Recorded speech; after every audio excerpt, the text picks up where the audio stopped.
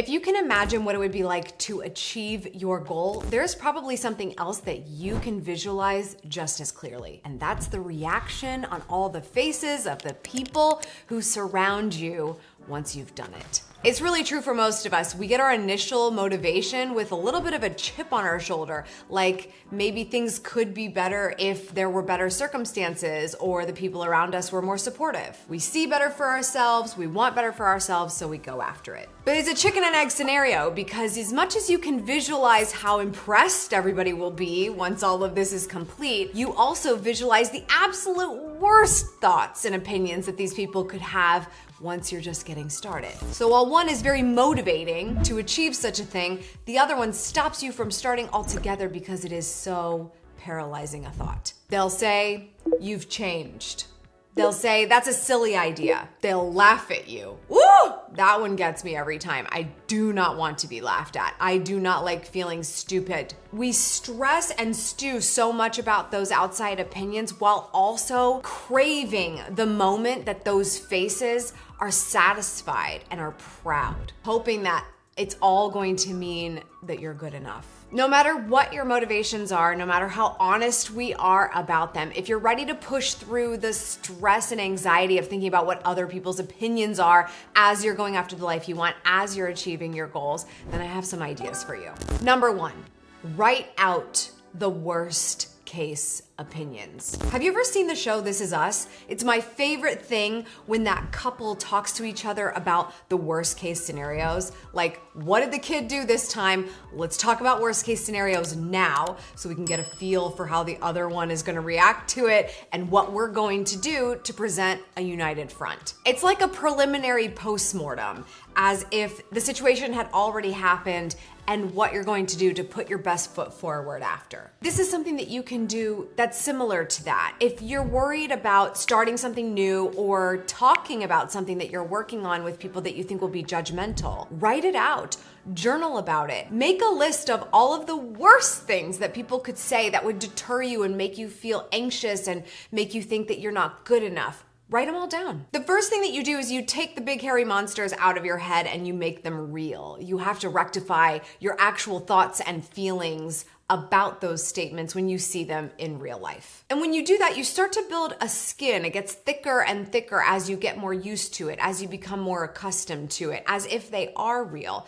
And you start to think of a comeback or two. Now, this can get dangerous because you don't want to be having fights in your head that don't actually exist. I do this sometimes and I catch myself fearing the worst all the time. But if you see the statements written down and you think to yourself, is this true? It's a much more productive conversation before you're caught in the crosshairs of a confrontation with somebody who really has no skin in the game asking the same question. Once you have a list of the worst case opinions in front of you, I think the best question that you can ask yourself is, who's in charge of writing my story? Whether it's true or not, even if it is, it's fine if it's true, because you should say to yourself, okay, so what? Why do you think I've chosen this goal? Why do you think this is something that I feel I must do? Because maybe that is true, and I'm ready to make a change, and I am the person that can make that change. And so this is what I'm gonna do. Anticipate those worst case opinions, because it will make you stronger, it will prepare you, it will make you better as you go toward your goal, and you'll find you probably don't get as many as you think. The second thing you can do is over-communicate your intentions. We often sit down with our planner just ready to write our goals in private. And it's all fine and good because we tell ourselves about what kind of accountability we need. We don't need to tell anyone, that's okay. I'm actually a firm believer of not letting many people into your process as you are achieving your goals, as you're starting, as you're in this nucleus phase of all of it. But you have to be careful about how you do this, because if you set the intention for the goals and you stay in this vacuum ready to do it, and you're telling this story to yourself, and you're also saying this is going to be so good nothing else will matter, you might start avoiding some other responsibilities. Not on purpose. It's just gonna get a demotion because you watch this channel, so you might be prioritizing some things and moving it around. And the other people in your life who are a part of this, who might be living with you, who might have chosen to spend their life with you, they kind of need to know what's going on. You don't want to be so immersed in your goal that you don't pay attention to your other responsibilities. So one thing that I recommend is over communicating your intentions with the people that matter the most. For me, it would be my husband, my kids, if they understood, because they are with me every single day. They know that what I do today will directly affect them in some way. If I decided, I'm just gonna work till 8 o'clock tonight, you guys will be fine, right? You'll figure out dinner, someone can nurse the baby, right? Like, that's impossible. I can't do that. There's a balance between who I am and what I wanna do. But if I decide to over communicate my intentions and I sit down with my husband and I say, hey, let's talk about this week. Let's discuss it. Let's go through the agenda. Let's talk about what's important for both of us. And let me tell you where my headspace is. I really wanna achieve this goal. I'm about to double down on it. And there are some things I'm gonna need support on. There might be moments I have to step away and it's gonna be quick and it's gonna be focused so that I can come back and be at 100%. But this is what I need from you. Now, what can I do to support you? When you go into conversations in that way, not as a reaction, like, what do you mean I can't go for a run? I'm in training. Okay, well, if you didn't over communicate it, if you didn't stress the importance of it to you, to the key people, you're not gonna feel supported. You're not gonna move as quickly. And I really think that over communicating your intentions can prove your commitment at a deep level, and especially to those who are gonna go through the hard times with you. Now, if that sounds like a lot, I actually found a pretty fun way to do this. Something that takes a lot of the pressure off of you and makes you look like you have your stuff together. And it's all with the help of the sponsor of this segment of the video, and that's our friends at Gamma. Gamma is building the future of presentations powered by AI. Check this out. First, I'm gonna head to gamma.app in my browser and get logged in. Next, I'm gonna hit create new with AI. And as you can see, there's a few options here. I wanna get the quickest result possible, so I'm just gonna click generate. Now, let's say I wanna run a half marathon, but I need a plan, I need a training schedule.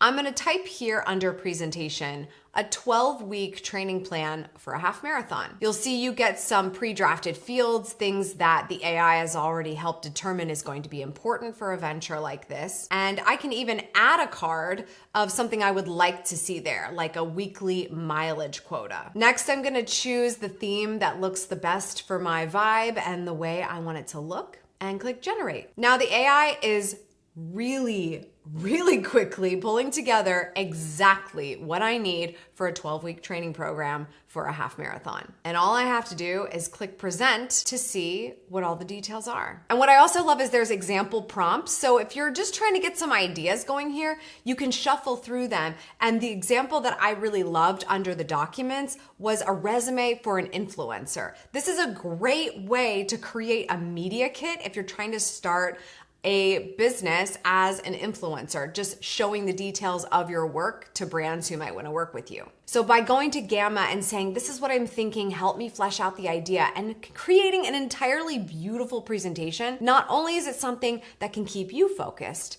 but you can show it to somebody who's going to be on the journey with you to help them understand where your head's at. Start your project with the help of Gamma today. The link is in the description down below. The third thing I think you should do is make ruthless rules. Do you ever meet somebody who you offer something to eat at your party and they're like, oh no, I have a rule, I don't eat dairy? Like, do you push dairy on them? Because when they say they have a rule, I take that very seriously. And if you're similar to me, I feel like that's something that you can do for yourself as well. Rather than say, oh, I think I like these goals. I think I'll do these things. What rules do you need to put in place so that they have the best chance at happening? And then be ruthless about them.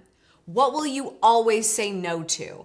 What will never have an opportunity to take time and energy away from you? What are the top 3 most important things that absolutely can take energy from you when it is not time spent on your goal. These are the rules that you can start to make for your life, and being ruthless about them is what makes things actually get done. I think the problem that people end up having with this is no one likes the idea of being a rule follower. They want a little bit of freedom and flexibility. But the freedom and flexibility comes from your ability to be creative and to be in something that's exciting. And if you want to focus, it should be on something that gets you excited. We don't have problems focusing when we're doing something we're really stoked about. That is just the truth. So to have more opportunities like that, we need to have rules in place where we can say, I'm not doing that because I want more good. I want more exciting. I want more. I don't want to procrastinate on this. I'm looking forward to it so much. I can't wait. I am filming this video at a late hour because it didn't happen all day, because things happen,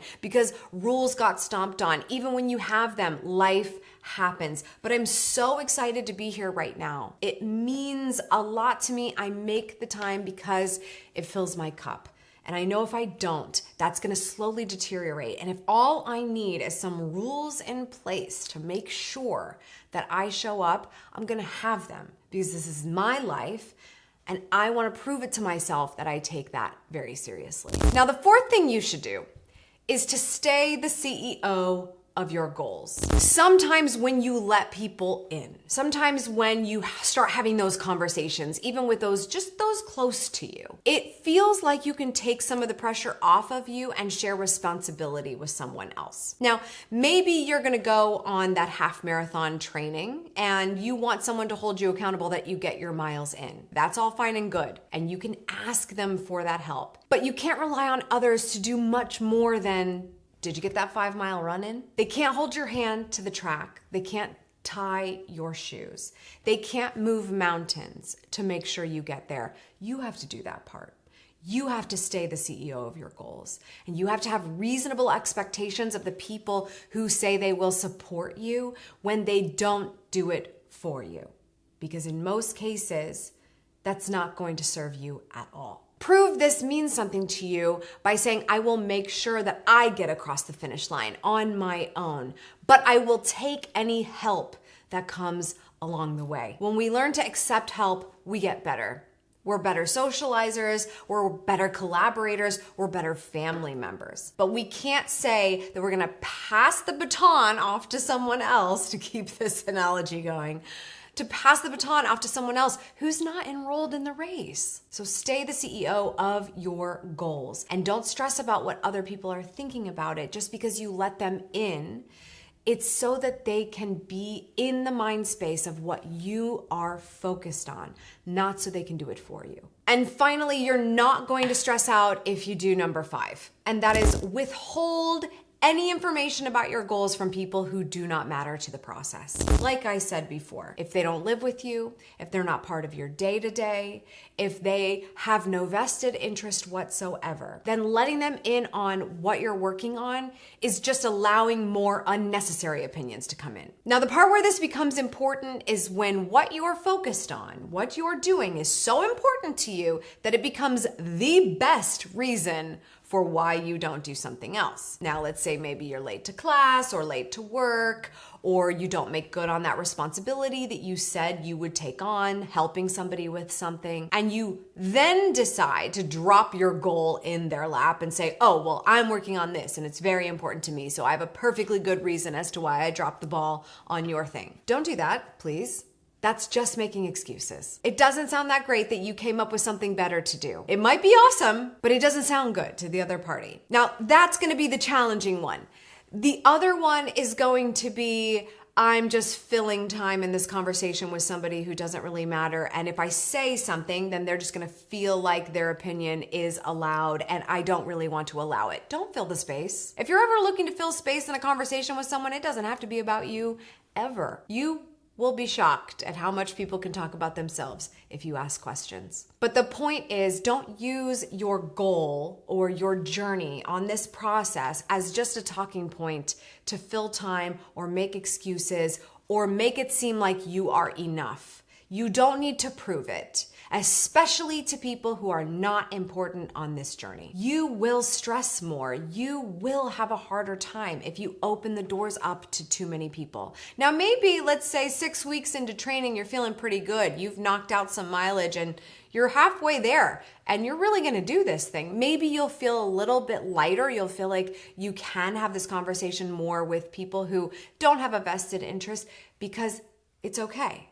Feels good to you. But allow that time to come, because if you do it too early, you are going to let those opinions affect your trajectory. This is always such a challenging subject because I don't want people to feel like they can't let anyone in. I want you to let the right people in. I want you to let them know how vulnerable you are feeling. I want that to be real. I'm looking at all of the Olympians who are competing this week, and I see those families who are in the stands. And no matter how those athletes do, they're there to support them, and they've been with them since the beginning. I want you to have that feeling because it's so much deeper when you achieve something and you can look at someone who watched you get your laps in, who knows you did it, and really understands what you just went through. I want you to have that, but it can really get confusing about who those people are, and I just want that clarity to be there for you, because that is how you end up achieving your goals, by letting the right people in, by having a little bit of criticism every now and again to build your skin so that you can then let everyone else's opinion along the way completely roll off of you. I hope that takes a little bit of the stress out of you going after and achieving your goals. If you need a little bit more help with this, I have a video for you to watch here on how to stay consistent with those goals.